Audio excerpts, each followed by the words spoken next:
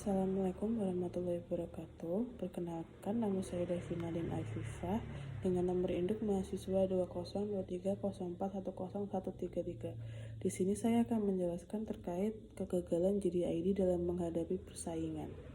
JDID itu sendiri merupakan e-commerce yang memakai sistem business to customer dengan mengangkat slogan dijamin ori garansi asli sebagai pembeda dengan e-commerce lainnya. Kegagalan JDID. Per tanggal 22 Januari 2023, JDID menonaktifkan layanan JDL Express Indonesia. Perusahaan ini dikabarkan juga akan menutup bisnis e-commerce di Indonesia dan di Thailand pada kuartil 1 2023. JD.com disebut sedang mencari investor baru untuk membeli bisnis tersebut karena mengalami kerugian di pasar Indonesia dan Thailand.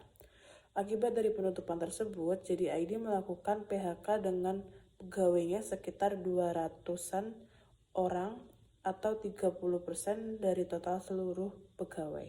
Terdapat 3 faktor kegagalan. Yang pertama, kehabisan dana segar, kalah bersaing dengan e-commerce The Big Five, dan juga yang terakhir, terlambat masuk pasar. Kehabisan dana segar, adanya penahanan suntikan dana dari investor.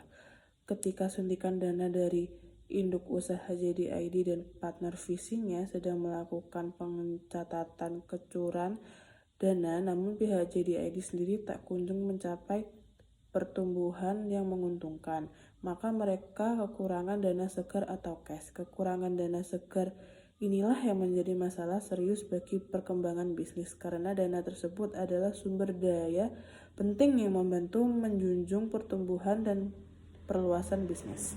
Tanpa dana yang cukup, bisnis akan kesulitan untuk memenuhi kewajiban keuangan seperti pembayaran utang, pembiayaan operasional sehari-hari, hingga mengelola fluktuatif permintaan pasar.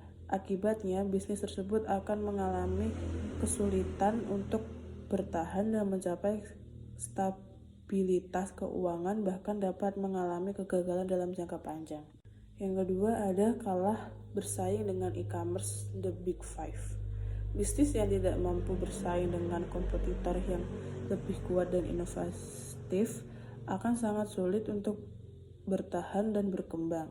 Tanpa kemampuan untuk mengatasi tantangan dan merespon permintaan pasar dengan baik, bisnis tersebut akan terus tertinggal dan kalah bersaing. Akhirnya bisnis ini akan dinyatakan gagal dan terpaksa harus menutup usahanya. Oleh karena itu, penting bagi setiap bisnis untuk terus memperkuat kemampuannya dan menjaga daya saing agar dapat bertahan dan sukses dalam jangka panjang. Yang ketiga ada terlambat masuk pasar. Menurut Yuswo, JDID termasuk belakangan masuk ke pasar Indonesia, yaitu tahun 2015. Ditambah lagi investasi marketingnya tanggung sehingga brandnya tak kunjung kokoh terbentuk. Langkah-langkah yang sebaiknya dilakukan oleh JDID untuk bangkit dari keterpurukan. Yang pertama, analisis mendalam. Melakukan analisis penyeluruhan terhadap faktor-faktor yang menyebabkan keterpurukan, baik itu faktor internal maupun eksternal seperti perubahan pasar, persaingan, atau kebijakan internal. Yang kedua ada optimalkan operasional. Tinjau kembali proses dan operasional perusahaan untuk mencari potensi efisien dan penghematan biaya. Ini dapat membantu meningkatkan profitabilitas perusahaan dalam jangka panjang. Langkah yang terakhir adalah menerapkan perubahan dengan cepat.